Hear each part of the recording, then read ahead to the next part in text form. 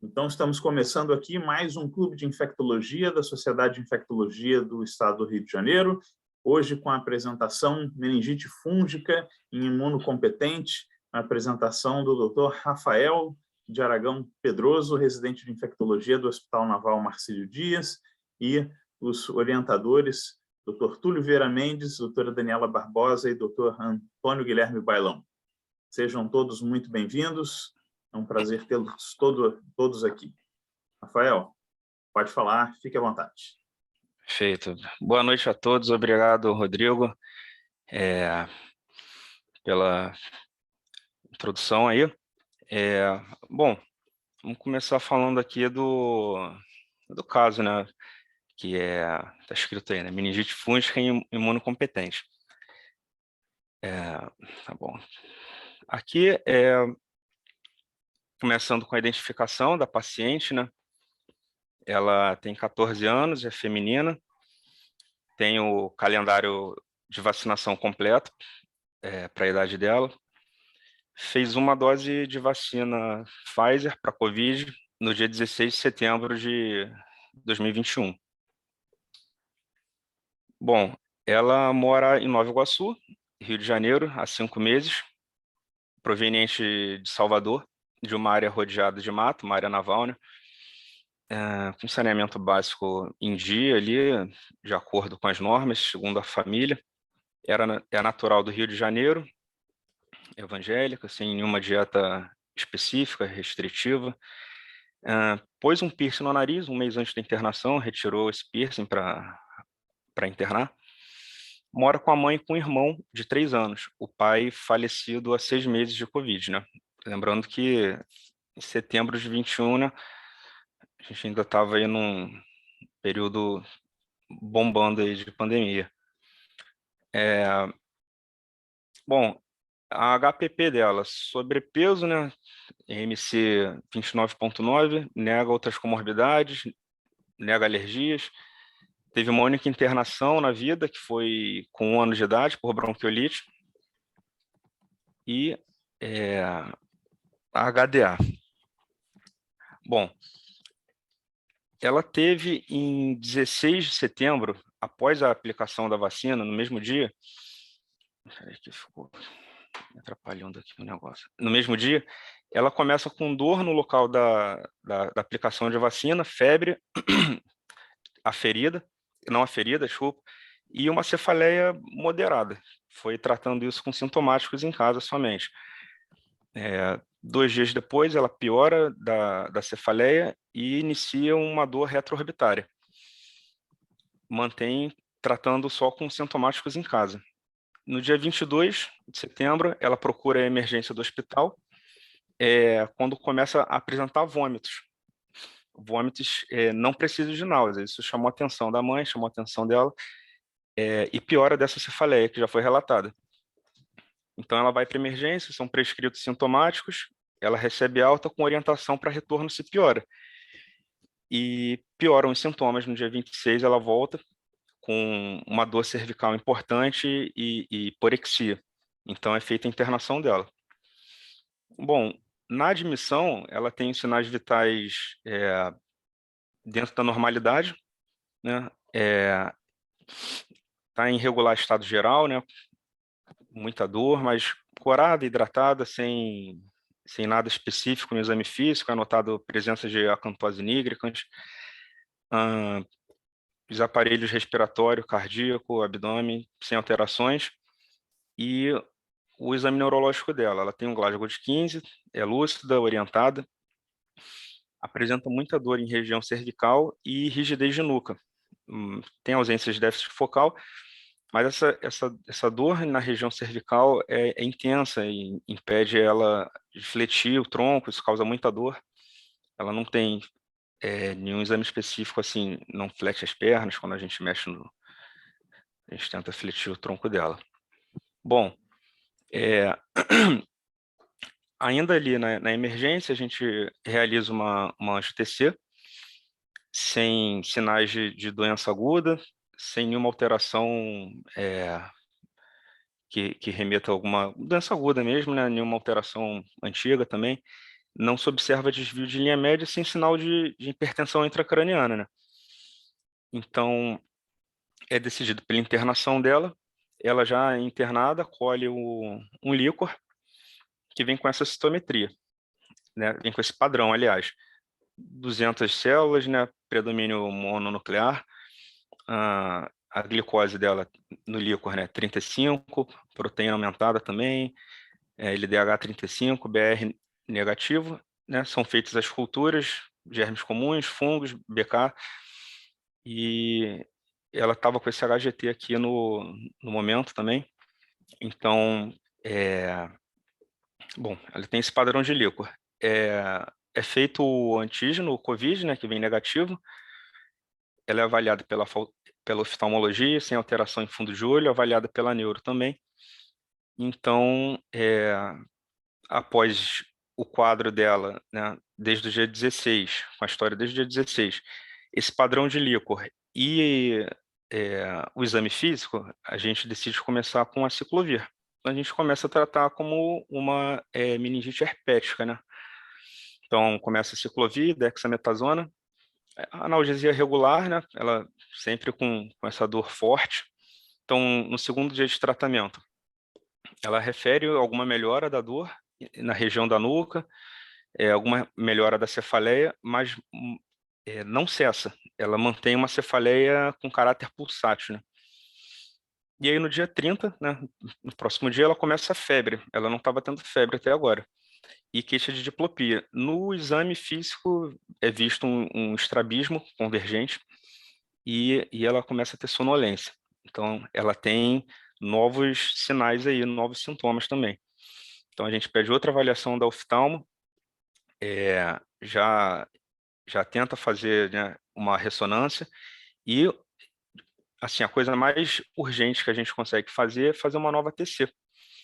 Ela tem essa piora, foi relativamente súbita, né? Então, a gente quer descartar alguma coisa ali aguda mesmo. Então, a gente faz a TC e conversa para fazer a ressonância em breve, o mais breve possível.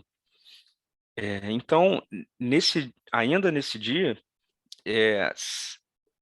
a cultura do líquor realizado no dia 30, né? Desculpa aqui. No dia 30 sai a cultura do líquor realizado no dia 27, com crescimento de aspergilo, bar negativo, as demais culturas em andamento. Então, a gente começa a anfotericina, né? Muda o tratamento. A gente tem um fungo aí no líquor. E é colhido um novo líquor após esse resultado.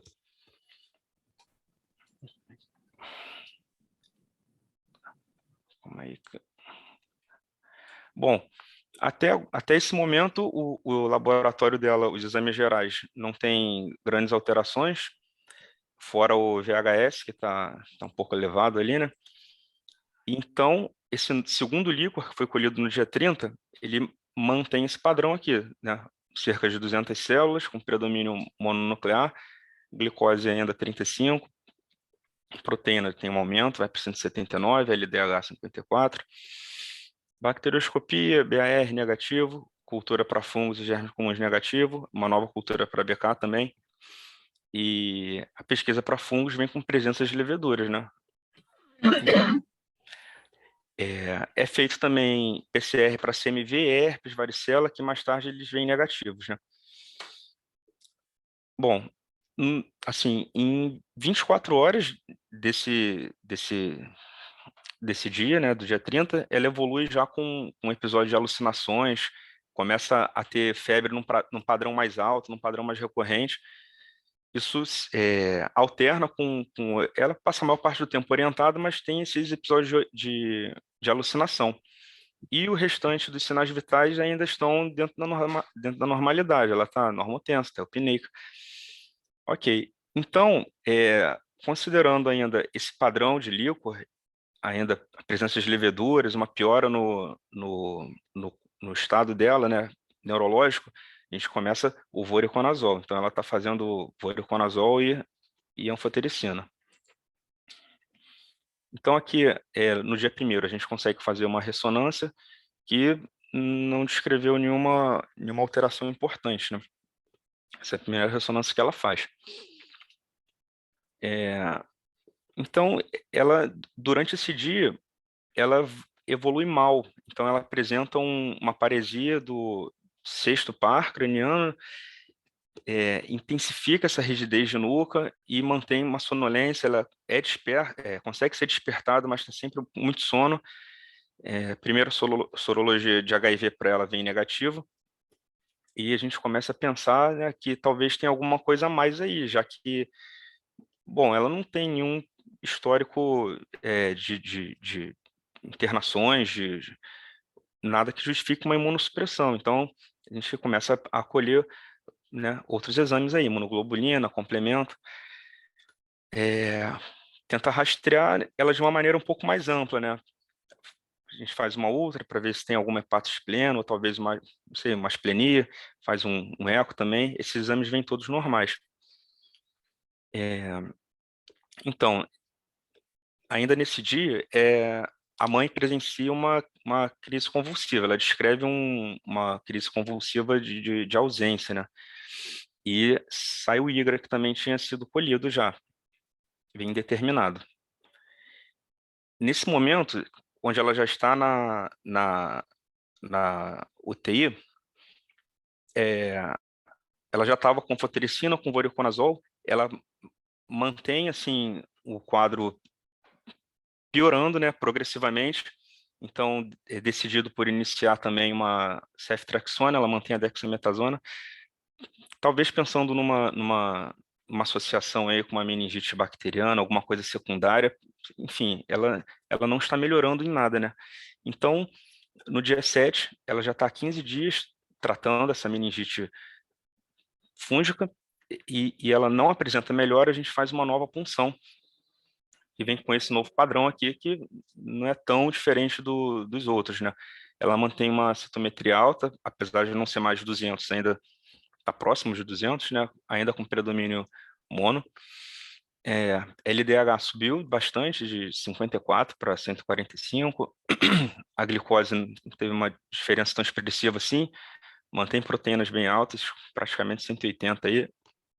BR negativo, bacterioscopia negativa, cultura para fungos também negativo. Ela a gente faz um ADA, né? Vem com 7 e, enfim, a gente tem um corte lá no hospital de 9, né? É o limite, pensando em tuberculose, mas não tem nada aí assim é, que seja tão diferente dos outros líquor, né? Dos outros materiais colhidos. E ela mantém a pesquisa para fungos apresentando leveduras, né? É feito também uma nova cultura para BK, né? Então, essa é a terceira punção dela. Bom, nesse dia, né, o material que foi colhido, o Dr. Túlio, ele conversou com o Dr. Manuel, pesquisador lá da microbiologia do IOC, né, na Fiocruz, e levou parte desse material para ele. E ele descreveu o Penicillium crisogenum. Então, assim, foi uma coisa chocante, né? Porque a gente tinha uma descrição de aspergillos, né? Bom, já era estranho ter aspergillos na cabeça de uma pessoa imunocompetente. Agora mudou, Penicillium. Enfim,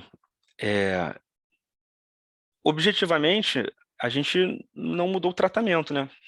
Até porque a literatura para meningite por penicillium é muito pobre, não tem tanta coisa assim, né? A gente procura e vê pouco material sobre isso, mas de toda maneira a gente mantém o tratamento com fotericina, com voriconazol, programa uma nova ressonância, porque ela mantém esse quadro sempre, nunca tem uma melhora, ela está sempre piorando, então a gente tenta fazer uma nova ressonância para ver se tem alguma coisa aí que mudou, enfim, alguma novidade. E nesse momento ela já não consegue responder tão bem, né? Ela responde coisas muito simples, não consegue manter uma conversa assim mais complexa. Ela está alternando entre momentos de agitação, lucidez, confusão mental. Então, assim, ela mantém esse quadro assim afundando, né? Então, nessa segunda ressonância, a gente viu que, né, foi descrito um trombo extenso aqui em seio sagital aqui, né, causando uma falha de enchimento aqui enorme. Enfim, isso, né, a gente sabe que os fungos têm um tropismo aí por vasos, né? E, enfim, a gente viu que o quadro estava piorando bastante, né? Bom, aqui é uma outra visão, outro corte, né? É um trombo extenso e ela continua apresentando essa piora, né? Continua evoluindo muito mal até o ponto que ela chega aí num Glasgow muito baixo, né? Não está mais com uma resposta que a gente considere que ela consiga proteger via aérea, ela precisa ser entubada, então ela é realmente entubada, e a gente faz uma nova TC, né, no dia 13. Nessa TC a gente vê sinais já claros de hipertensão intracraniana. Então a gente conversa com a neurocirurgia, é colocado uma DVE nela, e eles aproveitam esse momento e colhem uma nova amostra aí de líquor. Essa daqui é a TC dela de entrada, dia 27, aqui é essa TC do dia 13, né? A gente vê aqui os ventrículos bem aumentados, né? Aqui uma outra visão também, né? Então, ela precisa colocar essa derivação aí. Bom, a, é, a equipe de neuroradiologia entra no circuito também, né? É feita uma arteriografia diagnóstica e ten, tentar ser terapêutica também, né? Tentar remover esse trombo de maneira mecânica.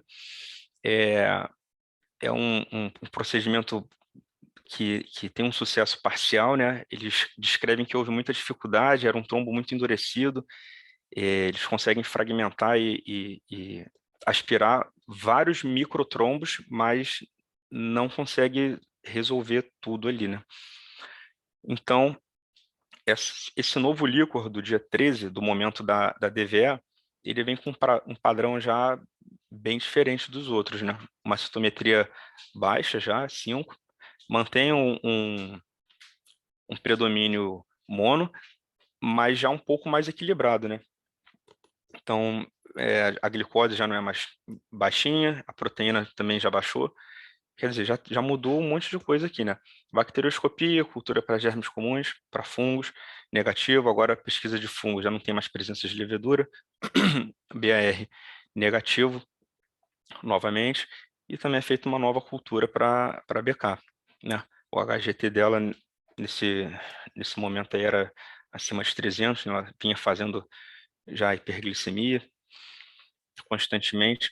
Bom, após esses procedimentos que ela realizou, ela, né, evolui de uma maneira assim muito ruim. Já não tem mais, já tem assim reflexos de tronco muito débeis, né? Esse reflexo de tosse já não é mais detectado, reflexo córneo-palpebral presente à esquerda só, tem midríase pupilar fixa unilateral, então assim, a equipe conclui que ela tem um prognóstico já muito ruim, né? Visto no exame físico mesmo, né? Ainda não é possível dizer que há morte encefálica, ela tem ali, tem reflexos de tronco, mas assim, são realmente muito débeis. Bom, e os exames vão saindo, né? Tinha sido pensado, né? Tinha falado um pouco mais atrás que a gente pensou na possibilidade aí de ter alguma coisa, tinha que ter alguma coisa para justificar essa meningite fúngica. Então, foi conseguido fazer um painel molecular para tentar investigar imunodeficiência primária.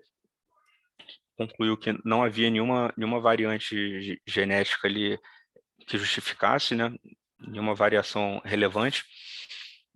Vários marcadores de doenças reumatológicas, de marcadores tumorais, todos negativos, e sai o CD4 dela e, bom, a gente fica também assim, de certa maneira, chocado, né? Ela vem com CD4 de 104, sem nenhum histórico para imunossupressão prévia, né? E ele fala, bom, então ela, na verdade, não é imunocompetente, né? Ela é imunossuprimida. Ela tem um CD4 de 100. Bom, as culturas, todas as outras culturas para BK ainda estão pendentes, e no dia 20 ela evolui a óbito. Ela tem a DVE dela tá com saída de líquor serossanguinolento. Ela evolui com uma PCR e vai a óbito. E aí, um mês depois, praticamente, né, ela falece no dia 20/10, no dia 16/11 sai a primeira cultura para BK, vem positiva. E, na sequência, né, todos os quatro exames que ela fez de líquor, todos vieram com cultura positiva para BK. E, assim, já depois do falecimento dela, né, obviamente. E aí, assim, isso é muito caótico, né? Ela tem uma meningite fúngica secundária, uma neurotuberculose. Como assim, né? Ela tinha as duas coisas, né? Ela tinha uma meningite fúngica, ela tinha uma neurotuberculose, enfim. Será que isso tem alguma relação com a vacina, né? Porque tudo começou objetivamente após a vacina, ou será que foi uma coincidência, né? Foi independente da vacina? Bom, teve a vacina no mesmo dia, né? Isso é um fato. E aqui, assim, muito rapidamente, só para lembrar aqui do padrão de meningite, né? Um quadro bem simples, mas a gente vê que, de uma maneira geral, né, o padrão de líquor na neuro-TB não é tão diferente do padrão aqui da, da meningite fúngica, né? Então, são coisas que, né, olhando só citometria, só bioquímica, né, eles são um pouco parecidos. E, bom, olhando assim a mortalidade, né, de óbitos por neuro-TB, a gente vê que, né, 74 em 2014, um universo de 3.000, enfim, mas não são tantos casos assim também, né? Bom, diagnosticados.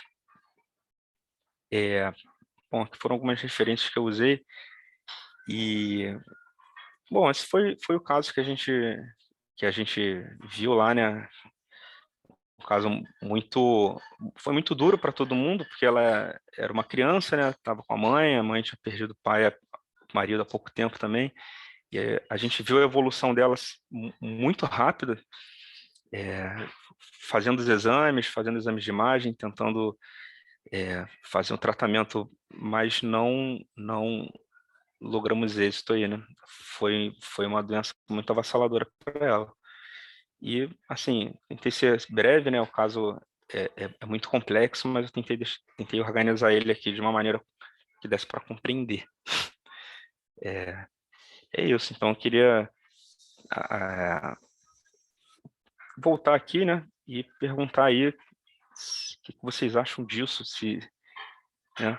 O que a gente pode pensar sobre isso, né? O que veio primeiro? Provavelmente, né, a TB, será que ela já estava muito imunossuprimida aí? Enfim, é isso.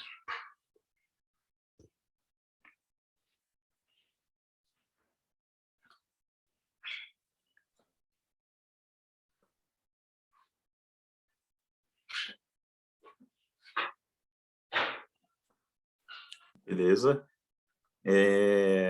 Se quiser descompartilhar sua tela, então, mestre Rafael, pode Perfeito. descompartilhá-la, que aí a gente pelo menos vai ouvindo aí todo mundo que for fazendo perguntas e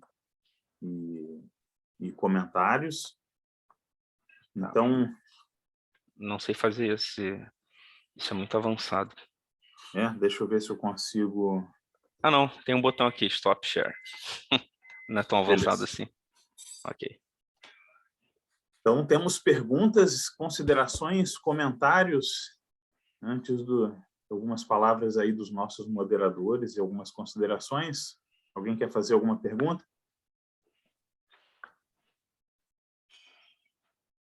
Uma mensagem Eu aqui. sugiro Se ninguém não tiver pergunta, eu sugiro que comece pelos moderadores, porque às vezes faz com que as pessoas percam a vergonha. Eu tenho uma perguntinha. Marcos aqui. Vamos Tudo lá, bem, Marcos. pessoal? Boa noite. Opa, boa noite. Parabéns pelo caso. Assim, a gente, muitas vezes, a gente fica até... Eu acho que esses casos... É muito triste, obviamente, pelo óbito da paciente, né? Mas eu acho que é um caso super difícil. Eu acho difícil mesmo, assim, né? E a gente olha, assim, foi muito bem conduzido, né? E realmente, às vezes, isso acontece e a gente aprende muito com esses casos também, né? Eu fiquei com algumas dúvidas sobre o que vocês pensaram pelo fato de aparecer levedura, né? E no diagnóstico vir fungo filamentoso, né? Que até onde eu lembro, esses fungos não são dimórficos. Essa é a primeira pergunta. E a segunda é se vocês não fizeram o teste molecular, não chegaram a fazer o teste molecular para tuberculose no líquor, né? O Gene Expert. São essas as minhas perguntas. Obrigado, parabéns mais uma vez. Tá certo. Bom, eu não sei se a gente estava com algum problema com disponibilidade de Gene lá, né? Não foi feito, né? Não sei se foi por algum problema técnico, não sei se não se conseguiu fazer, mas de fato em nenhum dos exames a gente não fez, né? Bom, e acerca da levedura, né? Assim, é muito confuso, porque, na verdade, só o fato dela ter o aspergillus já era uma coisa que já estava todo mundo meio tentando entender como é que tinha aparecido um fungo ali, né? E depois se associou também, né? Pensando que pudesse ter alguma coisa bacteriana, começou a ser antibiótico também. Não sei responder assim sobre essa questão da levedura, né, junto com aspergillus. Mas não sei, talvez ela tivesse mais coisa ali, né? Talvez ela tivesse 2 fungos e uma TB. Eu depois já não estava mais Oi, Pedroso. duvidando de nada, né? Desculpa. Sou eu, Daniela, aqui, tudo bem? Sou a staff dele também, que ajudou no caso. Aí eu só queria ajudar a responder essas perguntas. Boa noite a todos. O que acontece? Na verdade, a gente não tinha Gene Expert lá no nosso hospital. Infelizmente, não é uma coisa que a gente tem acesso fácil lá. Então, a gente não tinha essa opção de fazer, infelizmente. Então, foi uma coisa que atrasou muito a gente. E em relação ao fungo, na verdade, a presença de leveduras a gente começou a pensar que pudesse não ser o fungo, na verdade, por mais que a evolução tenha sido muito trágica. E assim, é até compatível essa evolução assim, dos trombos para ser fungo, a gente começou a achar que pudesse ser algum tipo de contaminação até, essas leveduras persistentes e depois elas somem, entendeu? Foram 2 culturas positivas para aspergilos e as demais ficaram com leveduras e depois apareceram.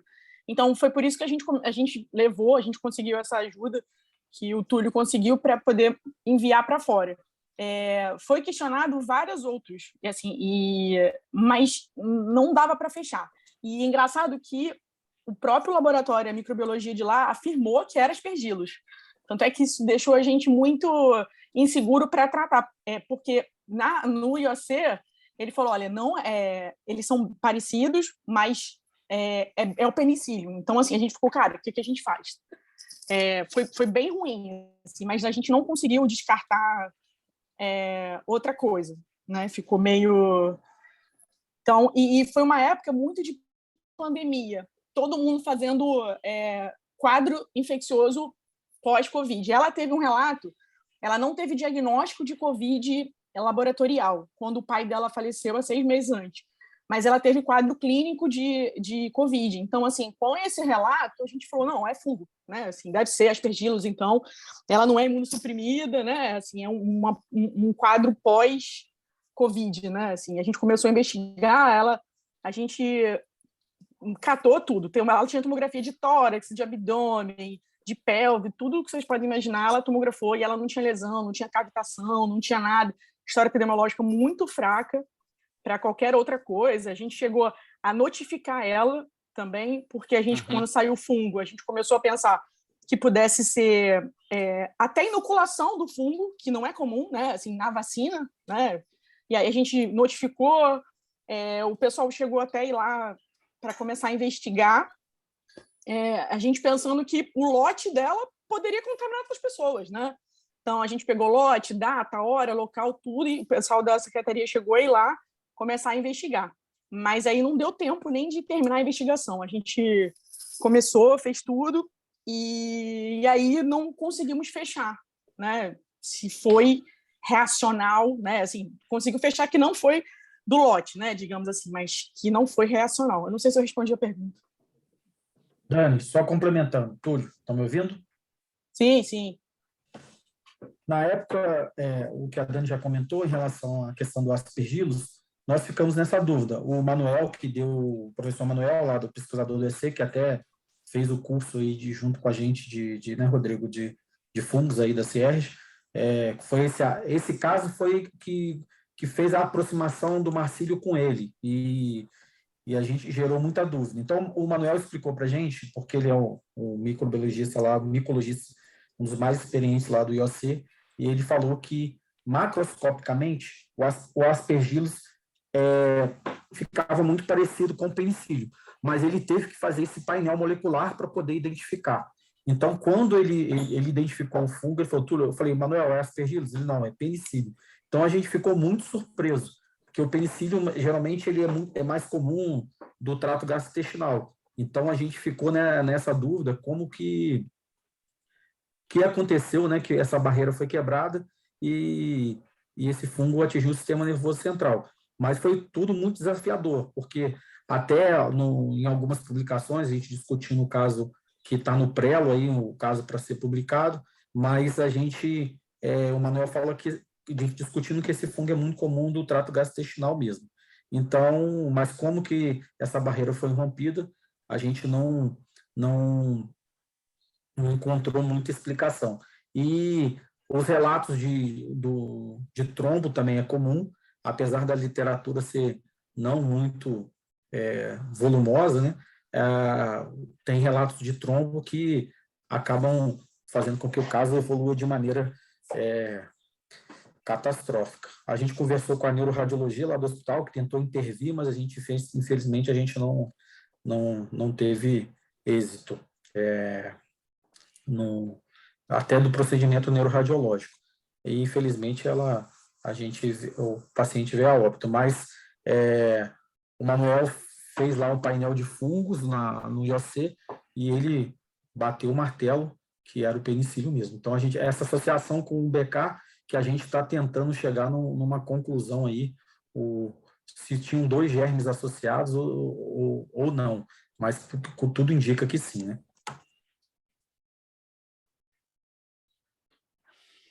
O Marcos, acho que tem outra pergunta, Marquinhos. Ô, Túlio, só te complementando, pegando nessa questão que a gente levantou sobre a possibilidade de ser pós-vacinal, né? A caracterização do evento pós-vacinal é até bem difícil de você fazer. Dentro do Manual de Eventos Adversos do Ministério da Saúde, tem uma avaliação que você tem que caracterizar a manifestação, que dela foi uma manifestação sistêmica, a gravidade, um evento grave, e a causalidade, que seria o evento-chave da gente conseguir caracterizar se de fato foi associado à vacina. E aí entra não só a questão do lote, que foi feita a investigação, mas entraria o tipo de plataforma da vacina, a forma como foi administrada e tudo mais, para a gente conseguir caracterizar de fato se esse evento está associado ou não à vacina. A gente sabe que algumas vacinas, especialmente as de RNA mensageiro, podem dar eventos graves como encefalomielite, né? eventos meníngeos, como foi o caso da paciente. A pergunta aqui do Marcos colocou aqui no chat, botou aqui, vocês têm o percentual do CD4 dela, que na apresentação do Rafael estava 100 e pouco, mas não tinha o percentual, eu particularmente não lembro de cabeça, acho que a gente não vai ter isso aqui. 33%, eu lembro. 23? 33. Ah, 33%. Não, 33. Sim. Beleza. 33%. E se chegamos a aventar linfocitopenia CD4 idiopática como causa da possível imunossupressão. Então, a gente teve um grande problema disso, que a gente teve problemas técnicos na coleta do CD4 dela. E isso atrasou muito esse resultado. A cronologia, o CD4 saiu quase 3 semanas de internação dela já. Então, assim, por que a gente coletou CD4, complemento, né? Assim, algumas coisas. Porque exatamente isso, a gente aventou que ela não era imunocompetente. Por algum motivo, a gente não sabia por quê, né? Para essa evolução tão grave. Prognóstico péssimo, né? Então, quando a gente coletou o CD4, por questões técnicas, ele atrasou muito para sair o resultado. Então, a gente não conseguiu aventar se realmente... Por isso que a gente pensou numa imunossupressão, a gente tinha alguns 2 ou 3 relatos de imunossupressão pós-vacinal, mas que a gente sabe que a reação vacinal, né? Você tem uma reação, uma explosão, né, de inflamação, mas não causaria isso, né? Então, com certeza, quando sai o CD4, a gente pensa que não foi a vacina que fez o CD4 cair para 104, né? Numa menina de 14 anos. A gente pensa que pudesse ter alguma coisa a mais. Mas o problema é que saiu muito tarde o CD4. Já saiu, ela já estava entubada, já estava muito grave. E aí a gente chegou, na época, até levantar a hipótese de falar, gente, ela está com tudo, só falta o RP. A gente brincou, né? Assim, uma brincadeira horrível, mas verdadeira.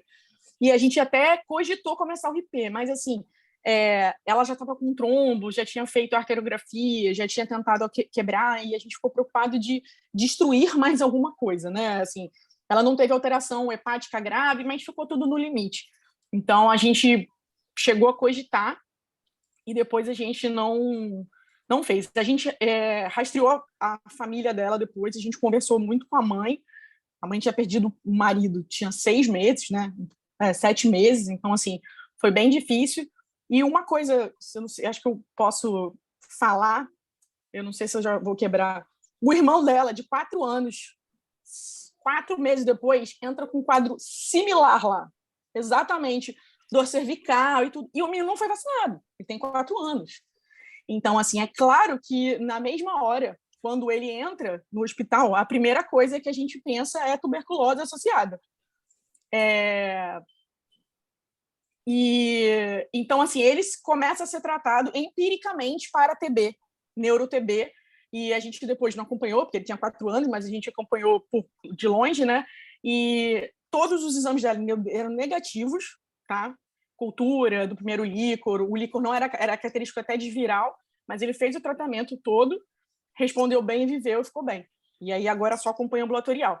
Mas ele não fechou o diagnóstico. E a gente, na época, como conseguiu fazer esse perfil genético, que eu cheguei até a conversar com a mãe quando ela piorou muito, que a gente botou a mãe para investigar tuberculose, investigar por que essas 2 crianças, né, assim, com o mesmo padrão, e ele não tinha CD4 baixo, ele não tinha outra coisa. Foi por isso que depois a gente ficou pensando o que aconteceu mesmo nela, né, especificamente nela. E não tinha histórico do familiar nenhum.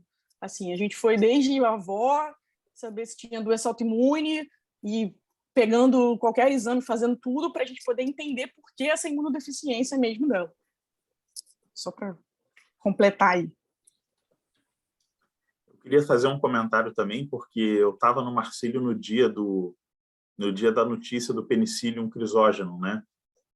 O Túlio estava falando com o Manuel no telefone, a gente estava lá na salinha e tudo mais, e, caramba, na hora do Penicillium, aí o Túlio, caraca, Rodrigo, e aí, o que você sabe disso? Eu falei, cara, não olha para mim, não, a gente, fomos todo mundo para a sala lá, 2 computadores, todo mundo no PubMed, cada um pega aqui dos resultados, corta aqui em 3, cada um já vai vendo no computador, imprime tudo, vamos começar a olhar, e realmente tem muito pouca coisa na literatura, muito só relato de caso, mas uma coisa em comum dos relatos todos quase todos morreram, ou todos morreram, dos que a gente levantou e leu,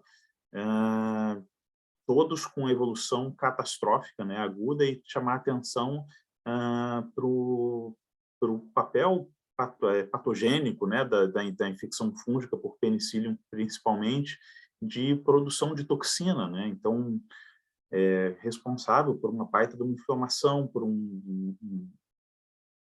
coagulopatia, né, por tromboses enormes, né? Então, também foi muito compatível com o que a gente leu e fez a gente também pensar que realmente aquilo não devia se tratar de uma contaminação, né? Bate bastante com o que a gente leu, apesar de não ser uma literatura super extensa. Tânia está com a mão levantada, Tânia?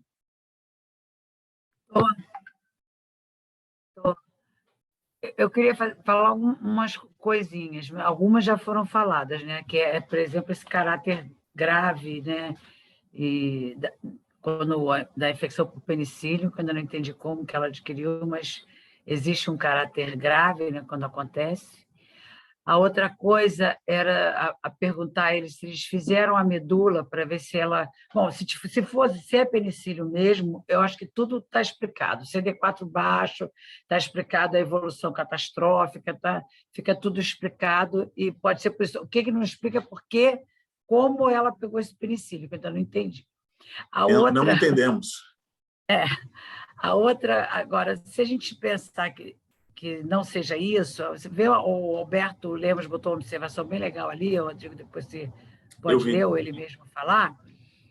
Então, a outra coisa é que, se você pensa em CD4 baixo, se eles fizeram a medula, para ver se ela tinha uma mielodisplasia dessas que só ataca o CD4, aí teria que fazer com imunofenotispagem, né, que era uma coisa interessante. A outra coisa que eu me lembrei de falar é que o GeneXpert está disponível na rede. Então, não para esse caso que já passou, eu até tentei ligar para a Valéria Rola, que ela sabe essas coisas todas, mas ela não me atendeu, para vocês procurarem saber para onde vocês podem mandar, porque isso é uma coisa que ela toda hora fala para mim, fez o GeneXpert, está na rede, entendeu? Então, para vocês saberem de uma outra situação que, de repente, vocês conseguem não fazer no hospital, mas mandar para alguém da rede. Eu acho que tinha mais uma coisa, mas eu me esqueci, porque eu esqueço quando passa muito... Pode ser que eu lembre depois. Obrigada, adorei o caso. Olha. E eu fiquei com muita pena também, né? Fiquei com muita pena. Dá para me ouvir? Me lembrei. Eu me lembrei que eu esqueci de perguntar quando foi esse caso. Foi no final do ano passado. Essa menina tinha tido Covid? Tinha. Ela teve clinicamente. Não tinha confirmação laboratorial. Porque, olha só, tem essas síndromes tipo MISC, né? Que a imunidade vai para o pé, né? Uhum. Então, até favorece que ela tenha outras infecções. Então, eu acho que é uma coisa que também podia entrar aí como causa dela ter tido isso tudo. Acho que hoje, toda vez que a gente pegar um paciente com uma doença estranha e que a gente... Olha a trombose, né? Uma doença estranha que a gente não sabe bem o que é, acho que a gente tem que pensar que o Covid pode estar relacionado. Então, posso responder a Tânia aqui? Tânia, então, foi exatamente o que aconteceu. O pai morreu, ela teve um diagnóstico clínico de Covid em Salvador antes de vir para cá. Quando o pai teve, os médicos falaram, todo mundo tá também, se isolem, né? Então, foi por isso que, quando saiu o primeiro fungo, a gente falou, cara, deve ser pós-Covid isso, né? Tem 6 meses, deve ser. Né? Então, assim, isso fez a gente pensar demais que fosse alguma coisa do Covid mesmo. E aí a gente começou a investigar outras coisas associadas. A gente, assim, ela tinha uma sorologia, mas ela tinha 15 dias de vacina. Então, a sorologia, para a gente, não tem nada a ver, entendeu? Mas, em relação ao CD4, o problema que a gente teve é que o CD4 saiu muito tarde. Ela já estava muito ruim, entendeu? O CD4, eu não lembro, Pedroso, foi depois da trombectomia dela, eu acho que já foi...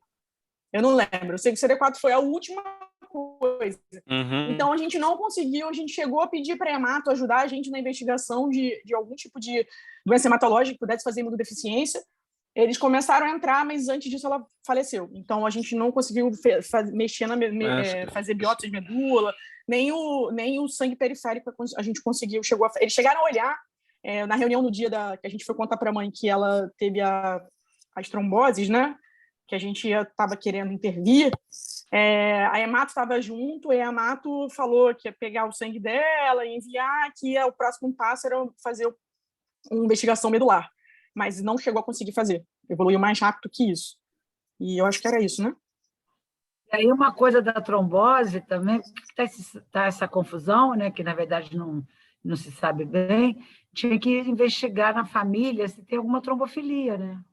Não, depois na época, a gente chamou a mãe, principalmente, e começou a investigar. E quando o irmão deu entrada, acho que foi no início desse ano, 3 meses ou 4 meses depois, a gente fez tudo que a gente não conseguiu fazer a tempo nela, né? A pediatria realmente começou a investigar ele muito rápido. Então, acho que conseguiu fazer tudo que a gente não conseguiu, por isso que o menino está bem.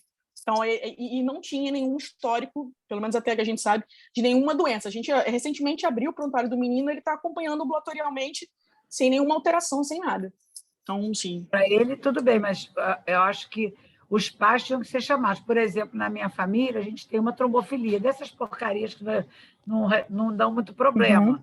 Mas uma das minhas filhas é homozigota, e nessa teve problema. Então, entendi. Todo o resto da família, ela é homozigota, então toda a minha família, né? Eu, minhas irmãs, meus sobrinhos e minhas outras filhas, nós somos hétero. Uma das minhas filhas é homo, provavelmente. Se ela é homo, ela tem a genética lá do pai dela também, né? A mãe dela começou a ser investigada, mas assim, da parte da TB também, né? Assim, a gente encaminhou ela. O pai tinha falecido e ela não tinha muito parente no Rio de Janeiro. Ela tinha parte da família da mãe, a família do pai era de outro lugar, eu não me recordo agora. Mas, assim, realmente a gente não continuou essas outras doenças. A gente perdeu mesmo depois a continuidade para investigar a família toda, né? Então... Eu estou rindo porque o Luiz Fernando está com a mãozinha levantada. Não sabe levantar. Agora. Eu estava louco para falar para o Luiz que a gente consegue ouvir perfeitamente. Eu queria fazer alguns comentários. Primeiro, dar parabéns para o Rafael, tá? Obrigado, Luiz. E parabéns, Rafael. Assim, às vezes o exame atrapalha a gente. Eu acho que esse aspergilo atrapalhou a vida dessa menina, né? Porque quando sai primeiro que o aspergilo é incomum mesmo. Mas quando sai esse resultado, você esquece das outras coisas. Porque talvez se fosse numa outra época, se a gente não tivesse esse acesso, não tivesse crescido aspergilo, a gente ia pensar em tuberculose, talvez, né? Se a gente tivesse numa época de Covid, né? Um paciente com uma celularidade alta no líquido, proteína muito alta. Talvez se fosse numa outra época, a gente já estaria fazendo o tratamento da tuberculose sem nem saber se era, né? Mas a diagnóstico de fungo é realmente difícil. Se a gente lembrar, quando você pega a literatura, assim, você vê casos de paracoco no líquido, vai fazer diagnóstico depois que a criança morre, um adolescente, por esporotricose. Teve um surto nos Estados Unidos de meningite, né? O primeiro caso foi de aspergilo, depois cresceu um outro fungo, acho que era um fungo negro, e estava associado com injeção de corticoide para a lombalgia. Então, essas coisas são difíceis mesmo, mas a gente fica triste. Eu fiquei muito triste quando foi chegando ao final do caso, você vê que a menina... Mas o caso é difícil mesmo, vocês estão de parabéns, né? Mas acho que a gente tem que pensar sempre em estar num país de tuberculose. É claro que é fácil a gente falar isso agora, né? Depois que o caso passou e tudo. Isso era uma coisa que a gente estava discutindo. Deixar esse discutindo. recado para os residentes. Só um pouquinho. Lá nos servidores, a gente tem feito o PCR, o teste rápido molecular para tuberculose de rotina no líquor, e tem pacientes com HIV e tuberculose pulmonar, com líquor normal, celularidade, proteína, e com o teste rápido positivo. Entendeu? Então, é importante, assim, se mandar o líquor lá para o São Sebastião, é feito o teste rápido molecular. É claro, se der negativo, não vai afastar, né? Isso, o positivo já ajuda. É isso que eu tinha para falar. Pronto, então já descobri Parabéns esse caminho, de novo, tá? tá vendo? Desculpa falar demais. Obrigado, Luiz. Tem que aproveitar para falar tudo, né, Tânia, agora? Tá. Lemos tinha um comentário que colocou lá no chat, de repente quer falar alguma coisa sobre isso? Não, não quero falar, não. Já foi esclarecido já. Obrigado. Tá joia. Beleza, meu amigo. Alguém quer fazer mais alguma pergunta ou consideração? Não, Rodrigo, fala o comentário do Alberto, que nem todo mundo consegue ler o chat. Quem está no celular é difícil a beça. Não, o Alberto tinha perguntado se o penicillium foi depois reclassificado como Talaromyces, doença comum do Sudeste Asiático, ou se era penicillium mesmo, que é comum em queijos e frutas. Ele botou aqui, só para lembrar que peniciliose, doença definidora de AIDS, atualmente se chama talaromicose, e vale a pena ver isso com o Manuel. E aí, quando eu estava respondendo, eu aproveitei e falei que era crisógeno, ele botou aqui, então é penicillium crisógeno, tá esclarecido. Obrigado. Então, ok. Então, parabéns aí, Rafael. Muito legal a apresentação. Esse foi um caso bem desafiador mesmo. Prazer estar compartilhando aí com todo mundo aí o nosso caso. Obrigado, Túlio, Daniela, Bailão. Obrigado aí a todo mundo. E então a gente vai seguir aqui com a nossa programação. Antes de eu falar do título da apresentação e anunciar a doutora Patrícia, eu queria novamente agradecer a Janssen, que é o nosso patrocinador para esse evento. Então, toda a estrutura que a gente acaba montando para fazer isso aqui, toda ajuda é bem-vinda, e eles são patrocinadores já de longa data do nosso Clube de Infecto. Convidar todos vocês, se ainda não se inscreveram, ainda não se associaram à Sociedade Brasileira de Infectologia, que o façam, porque a gente faz bastante coisa aqui na sociedade e, às vezes, quando a gente vê o número de sócios adimplentes, a gente, putz, podia ser melhor, né? Caramba, é tanto trabalho que a gente faz aqui, então vocês certamente nos ajudariam a fazer cada vez mais eventos melhores. E, por último, porém não menos importante, em junho, teremos mais 2 grandes eventos da CIERJ, aqueles no modelo de simpósio de sábado. Então, o de HIV, que vai ser no dia 4 de junho, está com uma programação muito bacana, uma programação bem abrangente, revendo vários pontos importantes da doença. E o de imunização, no dia 25 de junho, o de imunização, se vocês quiserem ajudar com a divulgação, tem como público-alvo também médicos não infectologistas, e a ideia é falar de como a imunização pode ajudar no envelhecimento saudável e chamar a atenção das pessoas para incorporarem a revisão de calendário vacinal na rotina diária dos seus pacientes de ambulatório, sejam cardiologistas, endocrinologistas, qualquer especialidade também está uma programação bastante especial.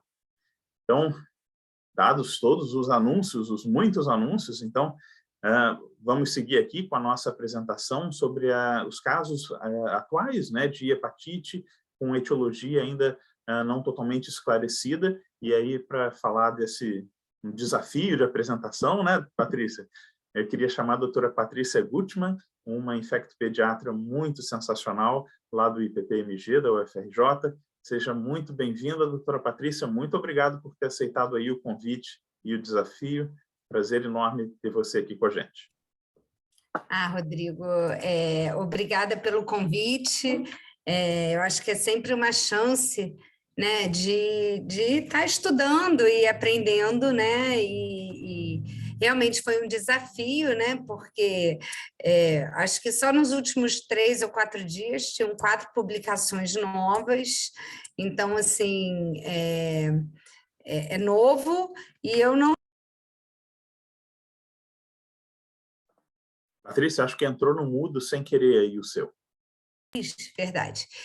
Não sei se, na verdade, a apresentação vai ser muito esclarecedora, né? Porque são muitas dúvidas, né? Hipóteses, e, não, na verdade, não tem ainda nada extremamente definido, né? Que possa estar causando isso. Espera aí, eu posso compartilhar? Pode sim, eu já estou transformando você aqui em co-host. Pode compartilhar sua tela. Tá.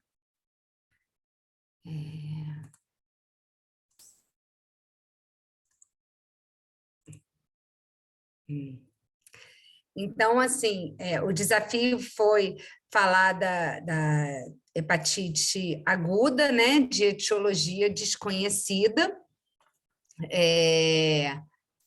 Então, um pouco do histórico, né? Dia 5 de abril, houve a notificação da OMS, né, sobre o aumento do número de casos de hepatite Patrícia, aguda grave. Me perdoa te interromper. É só porque, como você começou falando aqui da data, a gente teve uma intercorrência parecida num episódio antigo. Não estamos visualizando tua tela cheia. A gente está olhando aqui, teoricamente, como se fosse o teu PowerPoint aberto. Espera aí. Deixa eu tentar... melhor agora ou não? Ainda não chegou a tela para a gente. Eu acho que facilita se colocar no modo leitura. Outro dia eu estava assistindo uma aula e alguém falou isso. Eu acho que é perto lá do local onde a gente coloca a tela cheia no computador, acho que tem um outro íconezinho que está escrito modo leitura. Funcionou no dia, né? Não sei se vai funcionar agora.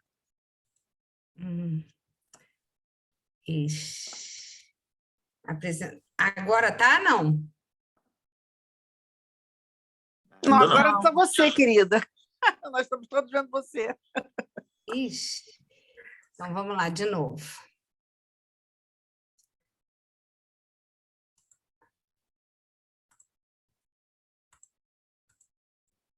Foi? Estamos vendo o teu PowerPoint aberto, mas não como tela cheia.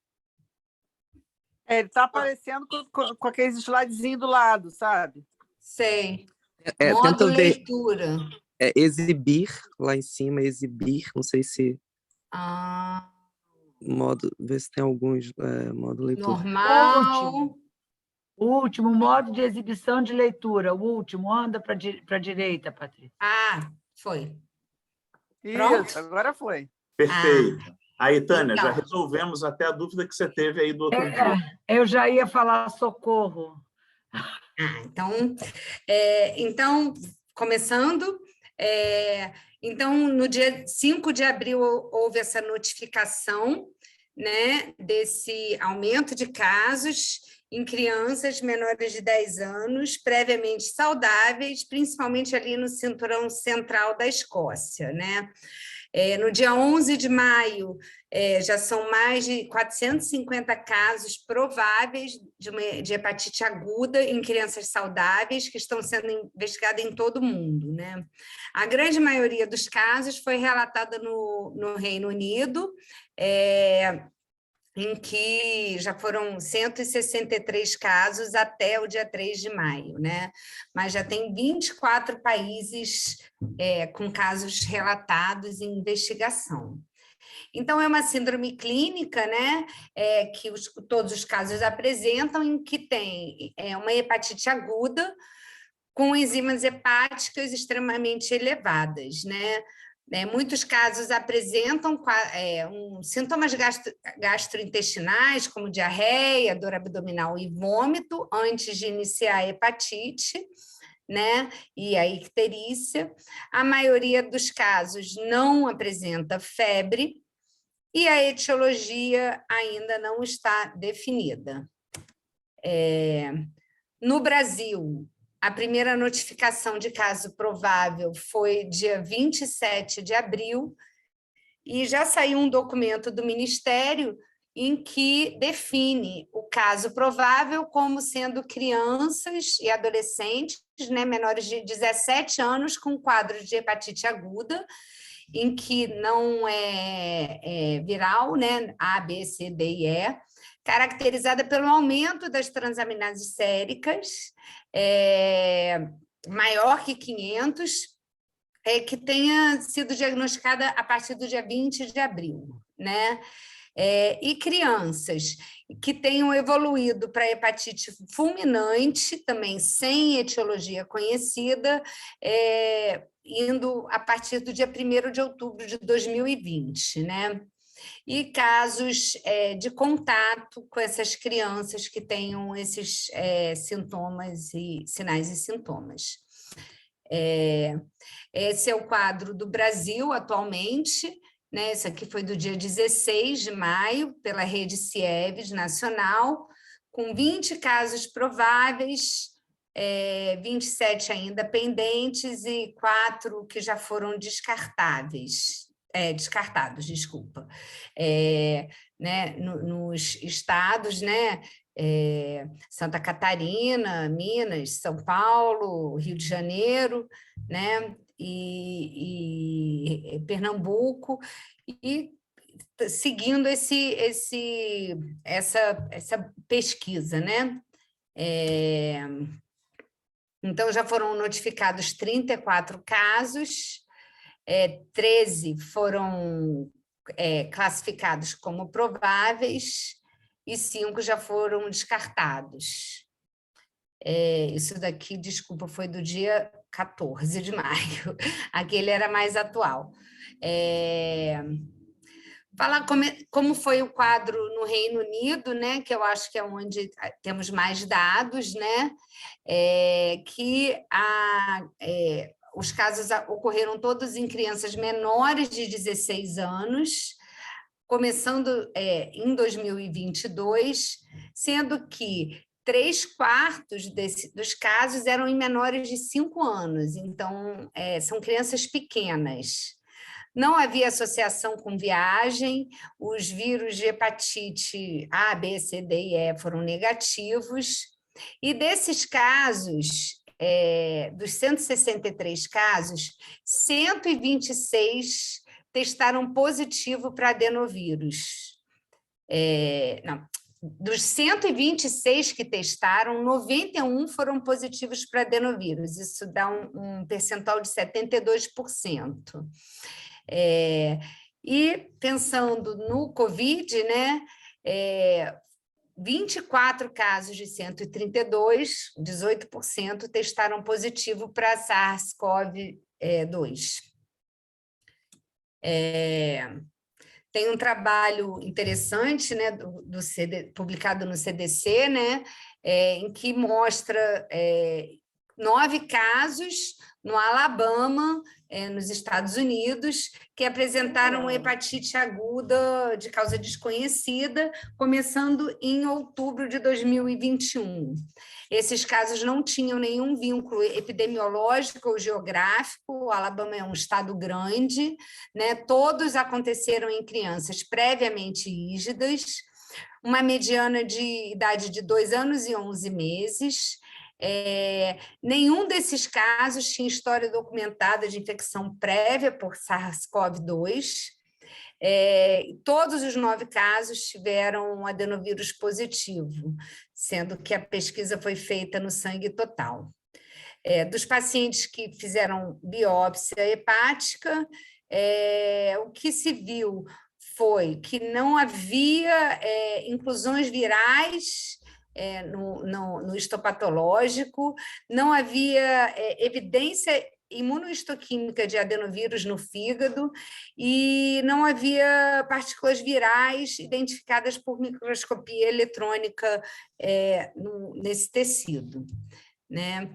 O CDC, até a semana passada, dizia que o número de casos de hepatites graves, fulminantes e de transplantes hepáticos não aumentou nesse período no país, tá?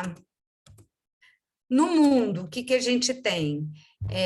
essa comunicação aqui, que veio do SPID, que levantou os casos de hepatite aguda de origem desconhecida em 24 países, né, até o dia 18 de abril, fazendo uma comparação com os anos anteriores. Foi uma busca ativa, né, através de um link em que os hospitais de diferentes países relataram os casos, e então, assim, metodologicamente um estudo só de observacional, né? E o que eles viram foi que o número de casos pediátricos parece ser elevado em 5 dos 17 países europeus pesquisados e 1 dos 7 países não europeus, em comparação com os anos anteriores, né? Sendo que esse maior aumento mesmo relatado foi no Reino Unido. Então, além disso, eles viram que em 5 hospitais, na Itália, na Polônia, Espanha, Suécia e Reino Unido, houve um aumento do número de casos também comparando com uma série histórica dos 5 anos anteriores. Lembrando que, na maioria dos países, não são doenças de notificação compulsória, então é difícil comparar, são comparações subjetivas muitas vezes. Tá? Então, aqui tem o número de hospitais por país que respondeu a essa pergunta, né? E o número de casos que ocorreram em países diferentes, né? E o que foi visto em relação ao adenovírus 41F, né? Foi visto que no Reino Unido, né, 72% dessas crianças com hepatite aguda grave que foram testadas para adenovírus foram positivas. E desses casos, 18 casos foram subtipados e todos eles foram identificados como o tipo 41F. E do Alabama, em que as 9 crianças foram positivas para adenovírus, 5 dos 5 subtipados também foram o 41F. Então, o que se sabe do adenovírus 41F é que ele, de fato, é o patógeno potencial mais frequentemente detectado nesses casos. Porém, é um vírus e um subtipo bastante comum, que afeta principalmente crianças pequenas e pessoas imunocomprometidas, com uma disseminação fecal oral, e que causa um quadro comum de uma gastroenterite aguda, né? Com diarreia, vômito, febre, às vezes acompanhada de sintomas respiratórios. E nunca houve relato prévio de hepatite, né? Se sabe também que a maior sensibilidade para a positividade desse PCR é quando o exame é feito em sangue total. Então, em alguns casos de hepatite, em que o adenovírus foi testado apenas em amostras fecais, soro ou plasma, foram negativos, mas a positividade é mais baixa de fato, né? Então, existem algumas possibilidades que podem estar causando essa infecção anormal pelo adenovírus. Seria uma resposta, né, uma suscetibilidade anormal do hospedeiro, né? Pensar que foram crianças que ficaram sem exposição ali durante quase 2 anos, né, mais restritas e que, de repente, começaram a ter uma exposição mais intensa, né? Poderia estar havendo uma onda grande de infecções normais por adenovírus, né? Causando uma complicação rara e ela está sendo apresentada pela infecção, está acontecendo com maior frequência. Existe também uma possibilidade de que, devido ao priming por uma infecção prévia com SARS-CoV ou com outra infecção, que possa estar gerando uma resposta anormal do hospedeiro, né? Além de poder haver uma co-infecção com SARS-CoV-2 ou com outra infecção, né? Pode haver também uma resposta anormal a alguma toxina, droga, alguma exposição ambiental que não sabemos, ou até mesmo um novo adenovírus variante que possa estar causando isso, né? Então, na verdade, não existe ainda nada definido que possa estar fazendo isso, tá causando isso. Hoje eu li tá nas referências aqui também, que eles viram que 80% das crianças usaram paracetamol, mas espera aí, todo mundo com febre no mundo usa paracetamol, ou com dor, ou com qualquer, né? Não é uma droga comum. E por que de repente, está acontecendo isso? Também uma associação que 75% dessas crianças têm cachorro em casa, né? Mas e o resto do mundo todo que tem cachorro, né? Então, assim, é difícil a gente fazer essa relação, mas tudo tem que ser buscado. Outras possibilidades fica aqui como uma síndrome pós-infecciosa de SARS-CoV-2, né?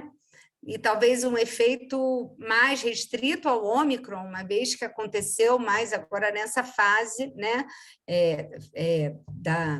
da pandemia, né? Drogas, toxinas, exposição ambiental, novos patógenos ou uma nova variante, até mesmo do SARS-CoV-2. E o Covid, né? Quer dizer, a gente hoje acha que tudo, né, ou é relacionado ao Covid ou à vacina do Covid, né?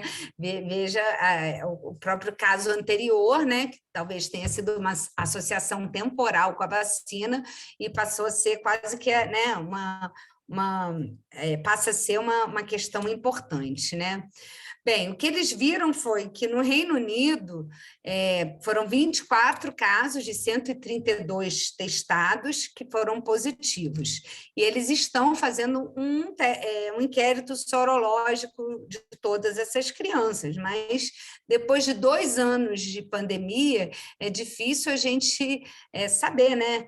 Quem tem anticorpo para Covid, quem não tem, né? Então, complicado, não sei também se vai ajudar, né?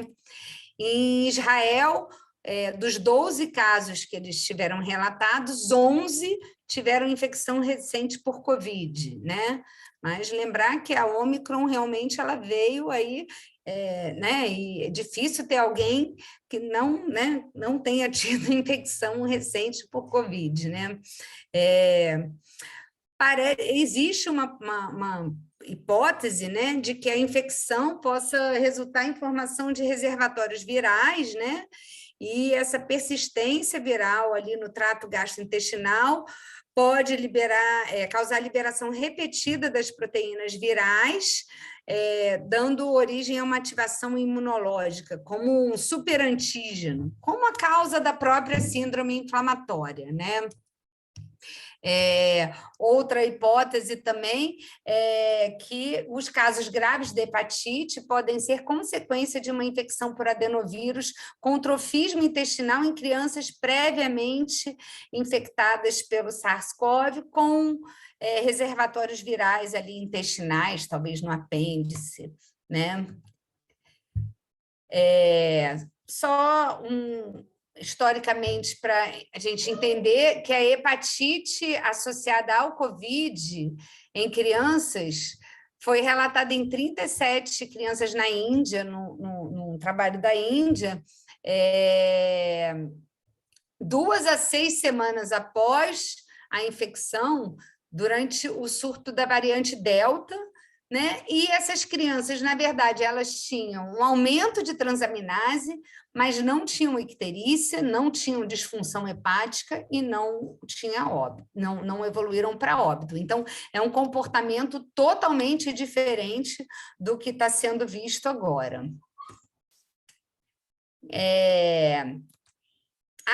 Concluindo, né, se é que a gente consegue concluir nesse momento, né, o que a gente vê é a incidência de casos pediátricos de hepatite aguda de origem desconhecida, que parece estar aumentando, né?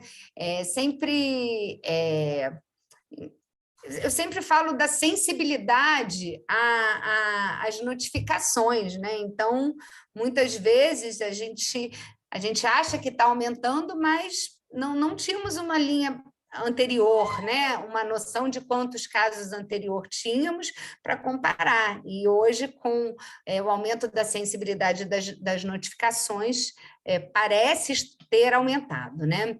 A causa ainda não é definida, né? Precisamos de muitos estudos epidemiológicos, imunológicos, clínicos adicionais, tem que usar sequenciamento metagenômico, outras técnicas, imunofenotipagem, expressão de diferentes perfis de RNA, análises toxicológicas, para poder identificar a etiologia, ver os fatores de riscos e acompanhar a progressão do surto. O que se sabe hoje, e por isso eu botei aqui em negrito, é que as vacinas não estão relacionadas ao surto, tá? Visto que a grande maioria das crianças com hepatite era muito jovem para receber qualquer vacina de Covid e não eram vacinados. Então, eu acho que isso é o que a gente sabe hoje, né? Eu vou finalizar com esse slide da notificação, né? Da importância da gente estar realmente atento a mudanças de perfis e notificações para os órgãos, né? Eu sempre cito aquele episódio em Minas Gerais da cerveja, né? Em que pacientes que foram atendidos em diferentes hospitais, em diferentes locais, tinham quadros estranhos, né? Quando a gente acha que algo está diferente, tem que ser notificado para que alguém possa linkar e poder fazer algum vínculo entre aquilo, né? E no caso da cervejaria, foi importantíssimo, né? Se as pessoas não tivessem notificado a vigilância, quantas outras vítimas teriam por conta de uma intoxicação, né? Então, no caso aqui da hepatite, a notificação de um caso provável deve ser imediata, então toda hepatite em que se não tem sorologia e que a criança tem icterícia com aumento de transaminases, deve ser notificada, e a rede CIEVS, as vigilâncias, vão ajudar na investigação de outras causas, inclusive de hepatites, para a gente poder chegar a um diagnóstico, né? Esse é o link, né? É um forms no momento, mas eu coloco aqui o número do plantão CIEVS aqui do município do Rio, que funciona super bem e vai ajudar no encaminhamento dessas amostras, tanto de soro, como de sangue total, como de swabs de secreção respiratória para investigação. E eu coloco aqui as referências todas que eu usei, muitas são bem repetitivas, né? Assim, do que se tem, mas, no momento, é isso que temos, e eu acho que a gente tem que pensar junto, né? Sobre o assunto, né? E as dúvidas mesmo que temos aí, que são muitas. Infelizmente, eu não sei se eu pude esclarecer alguma coisa, né?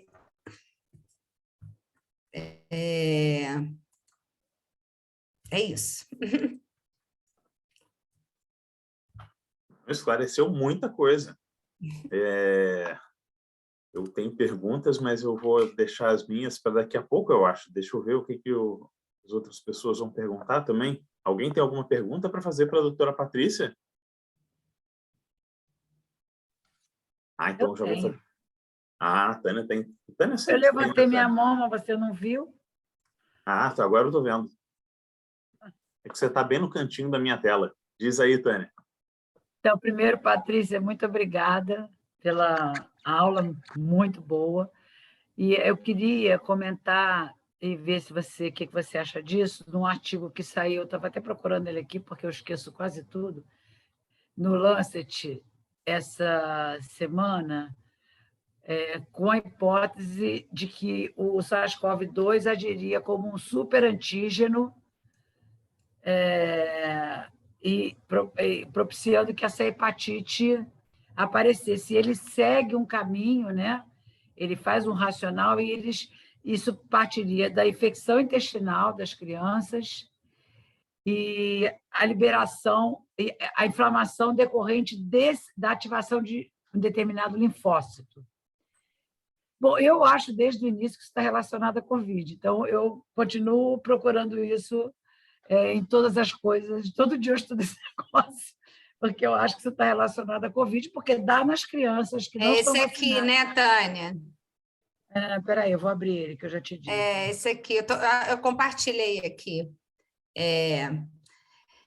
Enfim, a gente está no momento de... É esse mesmo, que saiu no Lancet. Estamos num momento aí que temos que acompanhar e ver, né? Eu acho que é uma possibilidade, mas nem tudo é Covid, então acho que a gente não tem como garantir que seja, né? Então, pode ser que seja, pode, né? Tivemos aí muitas crianças, principalmente agora, recentemente, né? Com um retorno à normalidade, mas também tivemos crianças que ficaram sem exposição nenhuma a nada, né? E que agora que estão voltando, estão apresentando todos os quadros possíveis, né? Aqui no Rio, a gente está vendo muitas pneumonias, doenças pneumocócicas invasivas graves, com pneumonias necrotizantes, que parece estar num número maior, né? Acho que o Paraná também já colocou como sendo, outros, São Paulo, alguns hospitais também estão relatando. Qual é o papel do Covid aí, né? É uma interação, é superantígeno, é uma exposição maciça, não sei. Isso me lembra aquela história do vírus zumbi do HIV, né? Por que o HIV, num paciente que está 1000 anos lá em tratamento, supressão viral prolongada, CD4 lá em cima, continua inflamado, né? Porque lá aqueles vírusinhos que estão lá naquelas células de repouso, que ficam lá defectivos, mas de vez em quando soltam uma proteína viral. E isso é suficiente para manter o estado inflamatório do cara por séculos. Então, assim, eu fico pensando numa coisa parecida com isso, né? Por que o Covid fica na cabeça? Primeiro, que é a coisa que nós temos em maior número no momento no mundo. As crianças foram afetadas no mundo inteiro. Que crianças foram afetadas no mundo inteiro? Justamente as que não estão na faixa de vacinação, né? E o que a gente sabe desse vírus? Que ele pode provocar um desarranjo imunológico muito grande. Então, assim, não é uma coisa de a gente pensa porque a gente é doido. Não, eu acho que tudo, né? Acho que tudo vai ser depois disso. Além do que esse adenovírus, ele não costuma dar essa hepatite tão grave assim, ainda mais com essa frequência. Então, assim, eu acho que sim. Por que tantos no Reino Unido e em outros países menos? Né? Talvez aí seja por diagnóstico, né? Porque aqui a gente não tinha nenhum caso e, de repente, você vê que nesse que passou aí, eu já não me lembro os números, mas já tem vários casos. Há 2 semanas atrás, ninguém falava nada do Brasil. A gente até comentava, cadê os casos do Brasil? Cadê os casos do Brasil? Estavam chegando de avião, provavelmente. Não, mas é porque os casos que estão aparecendo aqui não são de gente que viajou, pelo menos não Não, está. digo assim, a gente não sabe, né? Se começa lá e depois leva um tempo para chegar aqui, né? E aí se espalha. Eu queria saber, Patrícia, se nesses casos aí, eu não li nada assim especificamente disso, mas que tem muita transmissão assim em forma de surto. É surto, né? Assim, surto da crianças da mesma família, crianças da mesma escola. Olha, não, os casos não parecem ter relação entre eles. Tanto quem detalha mais é o Reino Unido, né? E esses lá do Alabama, mas eu acho que a gente vai ter que aguardar, né? Não parecem ter relação, vínculo epidemiológico, né? Então, a gente, né? E o adenovírus muito comum também, a gente, né? Será que ele só está entrando lá porque todo mundo, né? Porque é uma infecção muito comum? Não sei, os casos não têm vínculo epidemiológico. E assim, quantas crianças já foram a transplante por causa disso? Você sabe? Olha, acho que no Reino Unido foram 20 crianças, depois eu posso ver, nas referências tem o número. De fato, no Reino Unido aumentou muito aumentou o número de transplantes em crianças. Eu acho que isso é um dado que a gente poderia ter, né? Nos países que fazem transplante de fato, né? Com facilidade, né? Então, mas o número de óbitos, eu posso ver aqui, mas, enfim, mas teve óbito, sim, e transplante, sim. O doutor Antônio está com a mão levantada. Então, aqui no Brasil também já tem um transplante. Não tem? Eu estou procurando, mas eu não estou achando. Não sei. Eu acho que tem um transplante, sim, mas vou achar aqui. É um transplante E no esses Rio. fígados que foram substituídos... É um transplante no Rio e é em torno de 10% dos casos totais tem tido transplante, né? É muito alto, né? É muito alto. E se isso acontecer no Brasil, acho que particularmente, Patrícia pode falar melhor, mas é uma catástrofe, porque eu acho que o negócio de transplantar criança é bem em pouco lugar, né, não, Patrícia? Bem difícil, né? Acho que só nos centros maiores E assim mesmo,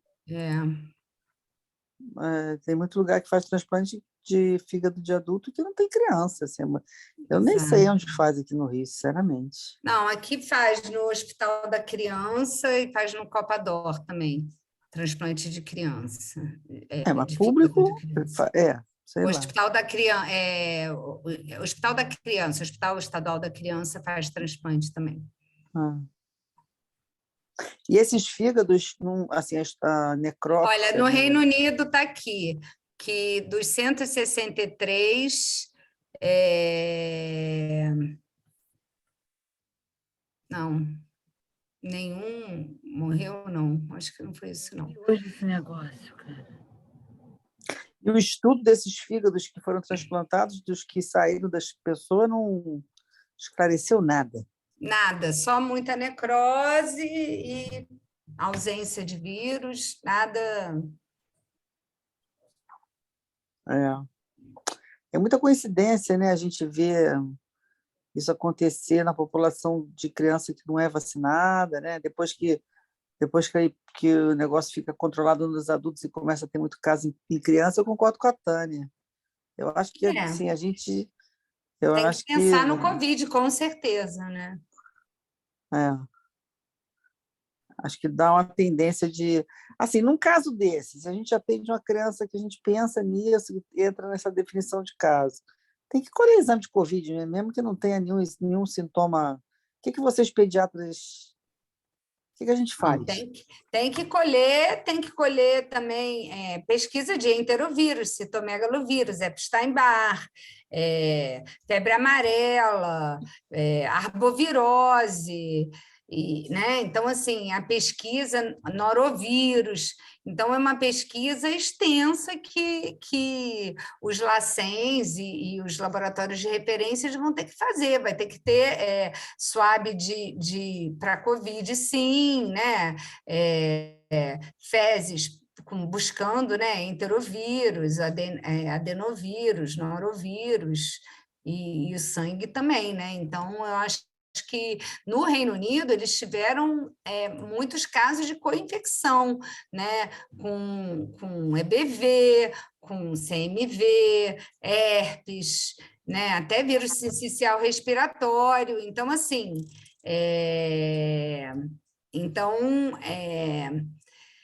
mas não se conseguiu ter um link como o adenovírus, né? Certo. Acho que vamos ter muitas novidades aí em relação a... Doutora Patrícia, uma dúvida que eu tenho aqui, eu não sei se a senhora localizou alguns trabalhos sobre isso, em relação ao pessoal do Reino Unido, em que a gente sabe que eles foram pioneiros no desenvolvimento de algumas vacinas de vetor viral, em que um dos vetores é o adenovírus. Se há algum trabalho que mostre a correlação desse adenovírus, em que mães dessas crianças que receberam a vacina antes de darem à luz, se há alguma correlação de acometimento vertical, né? Transmissão vertical. Não, eu acho que isso já foi levantado, mas são adenovírus muito diferentes enfim, não é esse 41F, é um adenovírus enfim, não teria... Já essa hipótese já foi levantada, sim, mas não tem embasamento para se pensar nisso ainda. Entendi.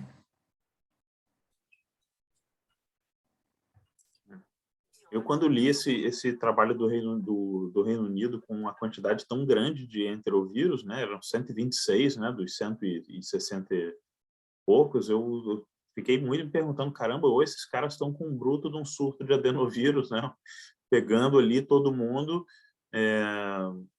ou então, de repente, acaba que tem alguma associação mesmo, mas a gente já apanhou tanto dessa coisa da causalidade, né, eu digo a gente, o meio médico em geral, com essa coisa da Covid, né? Que nem a história do camarada que vai mergulhar e o camarada vai consolar ele, falando, não, fica tranquilo, aqui tem tubarão, mas 95% dos acidentes com tubarão acontecem no raso, né? Porque está todo mundo no raso.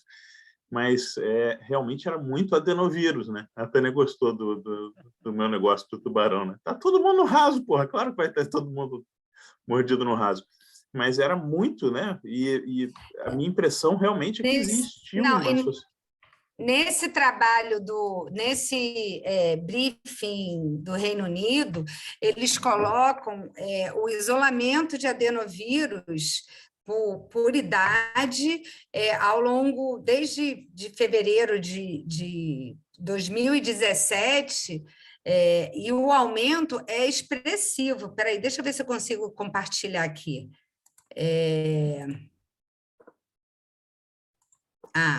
Olha como aumenta na faixa etária mais acometida, que é de 1 a 4 anos. Então, são isolamentos de adenovírus nos laboratórios deles de vigilância, né?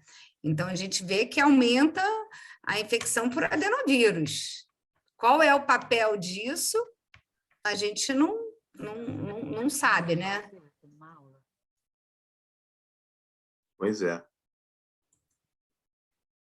Patrícia tem um número assustador de abas abertas no Explorer, né? Até para se achar aí os estudos é bem louco, né? Mas eu deixei meio separado, porque, assim, achava que era importante. Esse daqui, ó, esse outro aqui... Água gelada.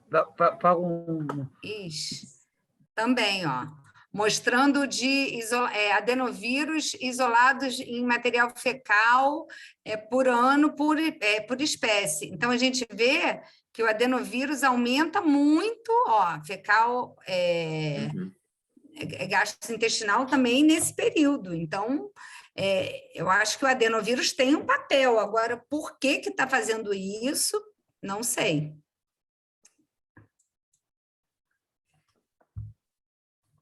Beleza, essa era a minha dúvida.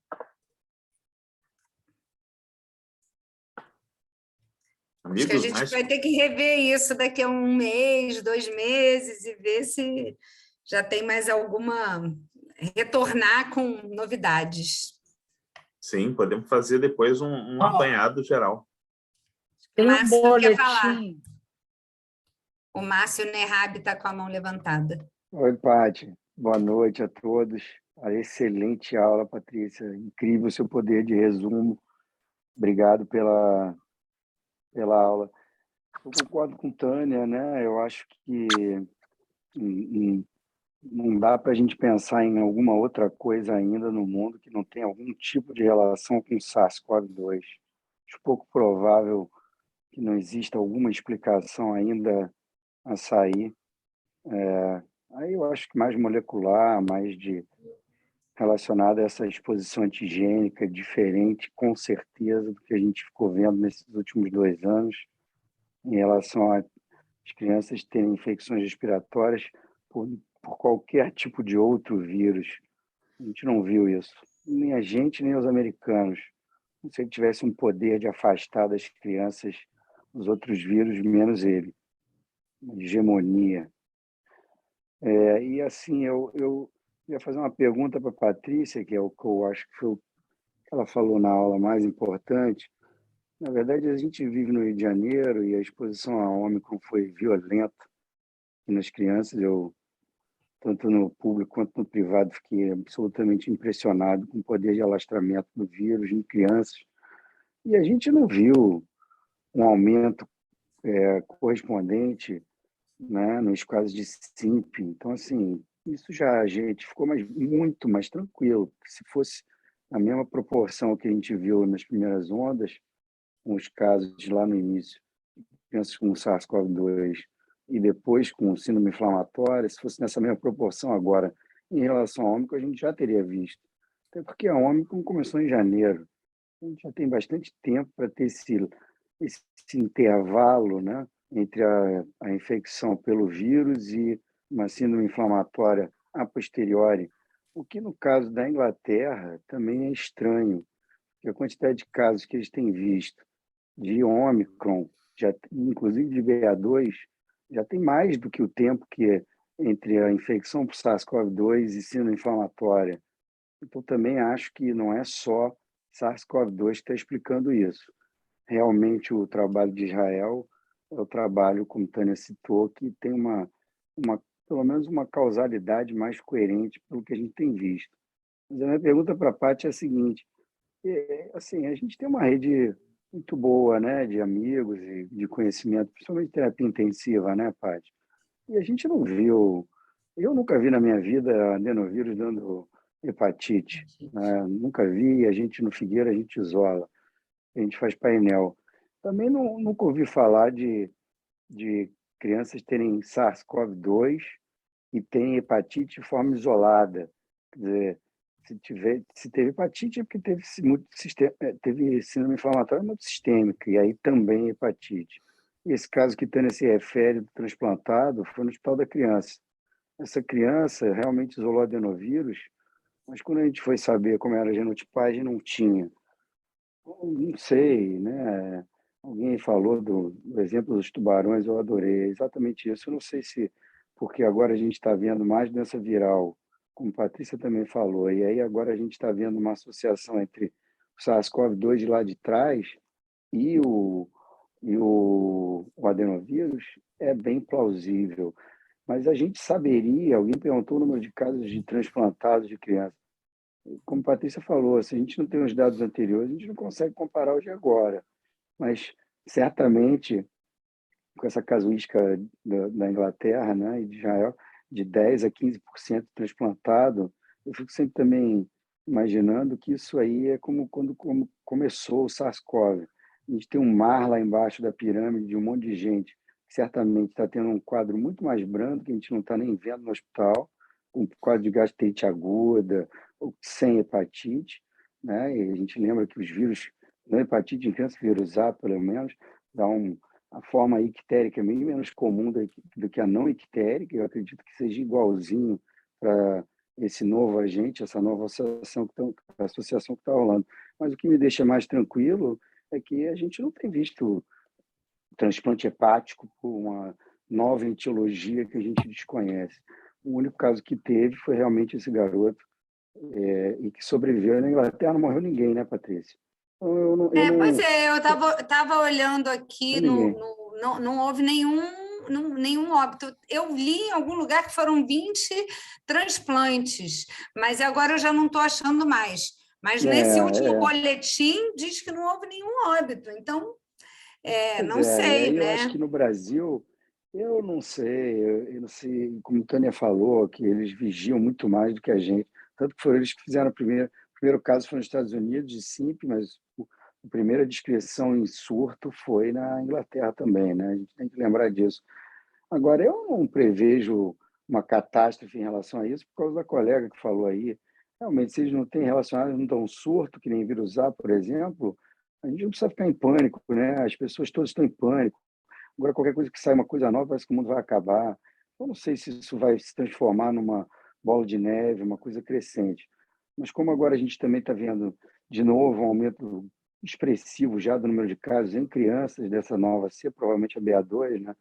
A gente também não sabe, junto com essas cepas virais, porque da primeira vez em Ômicron, a gente era só realmente SARS-CoV-2, né? E agora a gente está vendo SARS-CoV-2 com doença viral. Ou seja, eu não sei se agora o SARS-CoV-2, essa nova cepa, vai ter que entrar na briga aí com nossos antigos inimigos, né, Paty? Então, eu acho que agora isso está rolando em conjunto. O que me chama atenção é que o Ômicron, em criança, cursou com muita diarreia, né? Muita gastroenterite. Então, assim, é uma coisa que, às vezes, era basicamente isso, né? Não sei, mas eu acho que também, pelo que a gente teve de infecção em janeiro e fevereiro, enfim, não sei o que levaria à complicação, né? Então, e de fato o transplante não aumentou, né? Então, Exato. Então eu não isso a gente saberia, né? O transplante tem como saber, né? Então, exato. Nem nenhum caso de hepatite fulminante, né? A gente teria sabido. Então, assim, ou a coisa realmente ainda vai vir, né? Ou realmente a gente tem alguma característica diferente na nossa população, na nossa interação social absolutamente diferente dos ingleses, né? Quem conhece inglês sabe que a interação social é muito diferente. Então, realmente, eu acho uma coisa importante é que a gente tem uma boa cobertura para hepatite A, né? Em criança. Enfim, só colocar isso, né? Os países... mais, né? Agora a nossa cobertura para hepatite já está em 50%. Não, mas isso daí é falha Tem muita questão de sistema também, Márcio. Mas, de qualquer maneira, a gente tem vacinação. Verdade. Então, assim, a Cris quer falar também, Hofer, ela tem notícias do SPID, de repente ela vai falar alguma coisa para a gente. Paty, é sobre isso mesmo. Obrigada, foi ótima aula, muito legal mesmo. É só para falar as coisas lá do SPID que vocês estavam falando, que estavam com dúvida. Pelo CDC foram notificados 5 óbitos, mas pelo CDC 5 óbitos, pelo OMS 1 óbito, pelo que eles notificaram lá no SPID. E a outra coisa que eles falaram, que realmente é o que a Cristiane falou, é muito transplante mesmo. Na verdade, o que eles tiveram só até maio foi mais do que o ano todo, o ano passado, em número de transplantes em crianças da mesma faixa etária, ajustando para a idade, sabe? Então, o número de transplante foi uma coisa de chamar muito atenção, e é o que vocês falaram, realmente, a gente não está tendo, ao menos não teve isso aqui, né? E a gente teve também um número muito importante de Covid nas crianças aqui. Então, não sei se seria isso ou não. E a outra coisa que eles falaram da patologia, que é muito importante, é que eles não encontravam realmente o adenovírus na necrose, na lesão hepática do histopatológico dos fígados que foram retirados ou que foram biopsiados, né? Mas eles encontravam o adenovírus só nos sinusoides, né? Nos vasos sinusoidais, mas que parece ter origem realmente sanguínea, né? E não realmente, não conseguiram ver eles causando realmente a lesão em si, sabe? Que é uma coisa até que fala contra. Ser realmente só o adenovírus e não ter um... Inclusive, eles discutiram até muito o papel de drogas anti-inflamatórias, corticoide, ou até outras drogas anti-inflamatórias no tratamento dessa hepatite, né? Como uma questão a ser discutida também, pensando até em superantígenos, Tânia. Era isso só. Boa noite, gente.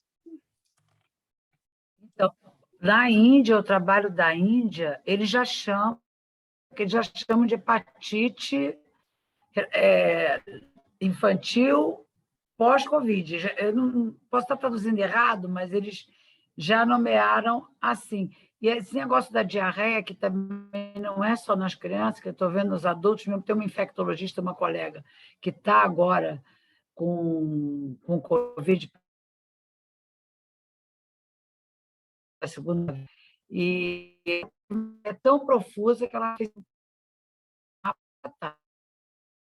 Penso também que a gente está com um atraso em relação à Inglaterra. Então, o fato da gente ainda não ter tantos casos nas crianças, espero que não tenha, porque também a gente, em várias situações que a gente esperava que fosse uma coisa muito pior, a gente não teve, sei lá, pela genética, pela vacina, pela sorte, pelo que foi, mas a gente não teve.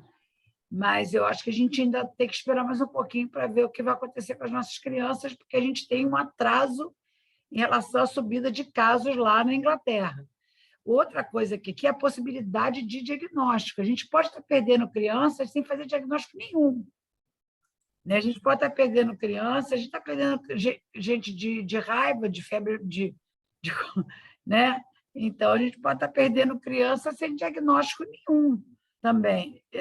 Eu não estou falando, não é expectativa catastrófica, eu não tenho essa expectativa catastrófica. Então, eu acho só que a gente tem que estar atenta, eu acho que essa coisa da diarreia fala a favor dessa translocação, dessa ativação a partir do intestino, né, da liberação dessas partículas, isso funcionando como um superantígeno, e aí a gente explicaria, inclusive, encontrar tanto adenovírus. Encontra, porque nós estamos na época de adenovírus e a imunidade está lá no pé das crianças. Eu tenho muito medo desse bicho, porque esse bicho é um bicho maligno, né? E tu tem a CE2 do pé até o fiapo do cabelo. A gente nunca viu uma coisa dessa. O que eu acho só, assim, que talvez, para sintetizar o não sei, né, da aula, seria que realmente isso várias publicações falam que tipo, a associação com a vacina não existe, né? Então, eu acho que isso é importante, até porque já essa coisa do adenovírus, do vetor viral, já veio, mas que realmente não é uma associação que está sendo feita. Não sei se tem alguém aqui de vacina que possa falar mais. E a outra coisa, eu acho que é a importância da gente estar sensível aos casos e notificar, e investigar, coletar amostras e isso ir para os laboratórios de referência para a gente tentar chegar, caso venha a ter casos aqui, a enfim, para ajudar na descoberta dessa, né, em algum vínculo, alguma relação causal melhor. Então, acho que a notificação é muito importante. Lembrar que, assim, que a gente pode notificar qualquer coisa que a gente achar diferente, que não precisa ser uma doença de notificação compulsória. Se qualquer coisa que a gente ache que está não é habitual, pode ser notificado e vale a pena a gente ter isso sempre em mente, né? Porque juntando as coisas, juntando as notificações, que se chega né, a alguma hipótese.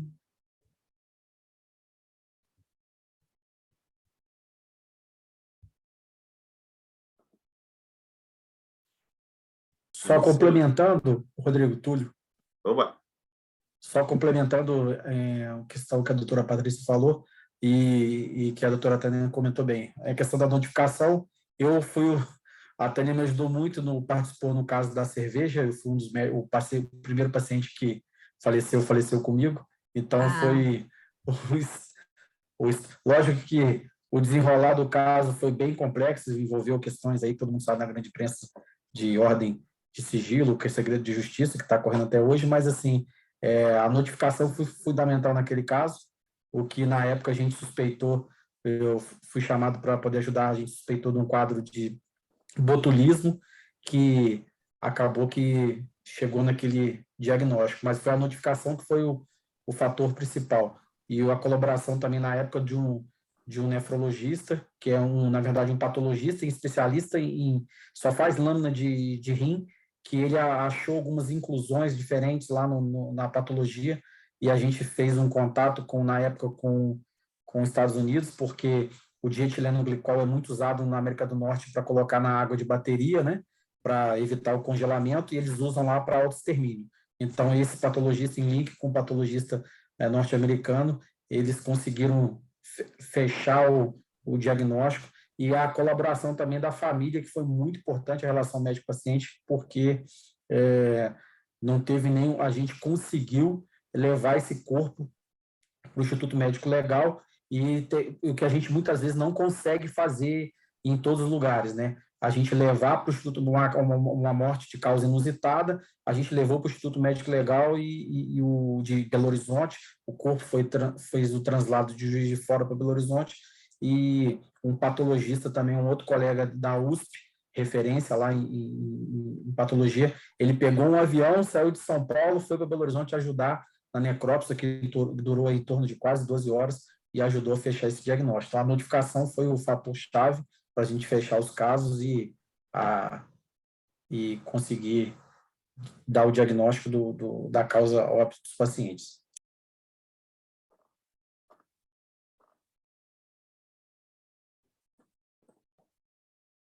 Beleza. Tem mais alguém que queira fazer uma pergunta ou um comentário?